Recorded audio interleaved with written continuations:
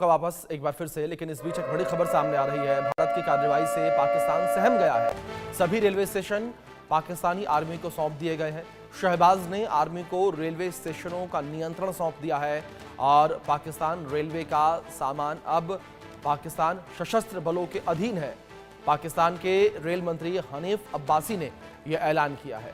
Pakistan railway का सारा सामान अब पाकिस्तानी सशस्त्र बलों के अधीन है और अब हमारी रसद पाकिस्तानी सशस्त्र बलों के नियंत्रण में है और अब टैंक, भारी हथियार और तोपें ले जाने के लिए रेलवे का उपयोग कर सकते हैं।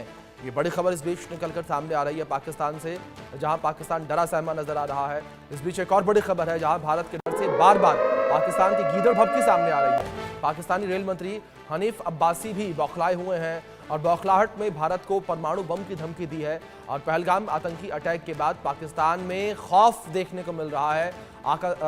आतंकिस्तान में खौफ देखने को मिल रहा है। ये बड़ी खबर है जो इस बीच सामने आ रही है।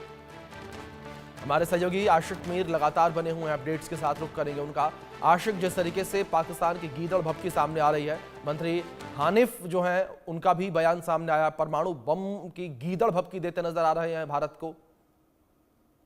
बिल्कुल अभिषेक, हमने इससे पहले देखा कि जितने भी आतंकी है उनकी तरफ से गीदड़ भभकियां दी जा रही थी और उसके बाद पाकिस्तानी सेना प्रमुख ने भी एक ऐसा बयान दिया जिससे कहीं ना कहीं अब जो है तनाव की सूरत हाल पाकिस्तान में बनी हुई है। अब जो है एक एक करके हमने देखा कल जो है बिलावल भुट्टो की तरफ से भी एक ऐसा बयान दिया जिसमें उन्होंने कहा कि अगर सिंधु पानी बंद कर दिया गया तो कहीं ना कहीं अब यहाँ से जो है खून बहना शुरू हो जाएगा। यानी इस तरह के बयान जो है लगातार पाकिस्तानी सरकार में जितने भी मंत्री हैं उनकी तरफ से दिए जा रहे हैं। और अब जो है कहीं ना कहीं रेलवे मिनिस्टर जो पाकिस्तान के हैं उनकी तरफ से भी एक ऐसा ही बयान दिया गया है जिसमें उन्होंने कहा है कि वो परमाणु बम से भी हमला कर सकते हैं अगर ऐसी ही सिचुएशन रही। फिलहाल जितने भी पाकिस्तान में स्टेशन है, रेलवे स्टेशन है, उनको सेना के हवाले किया गया है। और सबसे बड़ी बात यहाँ पर ये देखने को मिल रही है कि इस तरह से पाकिस्तान की सरकार भी जो है अब कहीं ना कहीं डरी हुई है, जो कि अब पाकिस्तानी सरकार तमाम तर फैसले जो है वहां पर सेना पर ही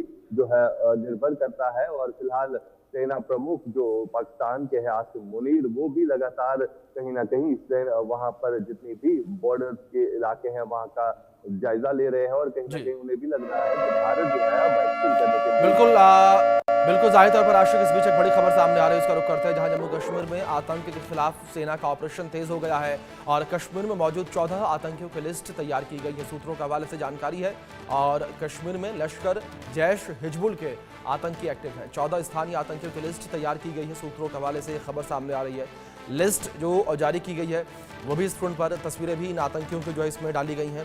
हमारे सहयोगी आशिक मीर लगातार बने हुए हैं। आशिक, जिस तरीके से 14 स्थानीय आतंकियों की लिस्ट ये जारी की गई है, इन आतंकियों की धरपकड़ के लिए किस तरीके से कार्रवाई इस वक्त देखने को मिल रही है घाटी में?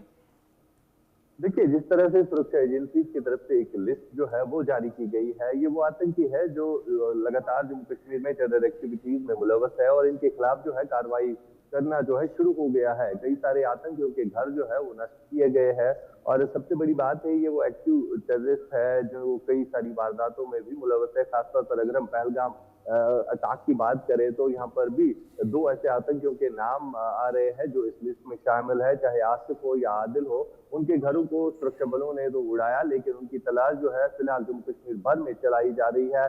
खासतौर पर पहलगाम यानी दक्षिणी कश्मीर के कई एक इलाकों में अभी भी सुरक्षा बलों का सर्च ऑपरेशन जो है वो चल रहा है, जिसमें सेना के पैरा कमांडो, सीआरपीएफ और जम्मू कश्मीर पुलिस जो है उसकी सहायता ली जा रही है ताकि जो भी बचे हुए आतंकी है, चाहे ये 14 हो या इसके अलावा जो पाकिस्तान से भेजे गए आतंकी है, उनके लिए जो है अब धरपकड़ का काम शुरू हो गया है। लगातार जितने भी जंगलाती इलाके हैं तो वहां पर इस तरह के ऑपरेशन जो है वो चलाए जा रहे हैं। यानी जो लिस्ट जारी किया गया है इससे कहीं ना कहीं सुरक्षा एजेंसी को भी मदद मिल सकती है। सुरक्षा एजेंसी की तरफ से ये भी कहा गया है कि इन आतंकियों पर इनाम रखा गया है जो भी इनकी इंफॉर्मेशन दे सकता है।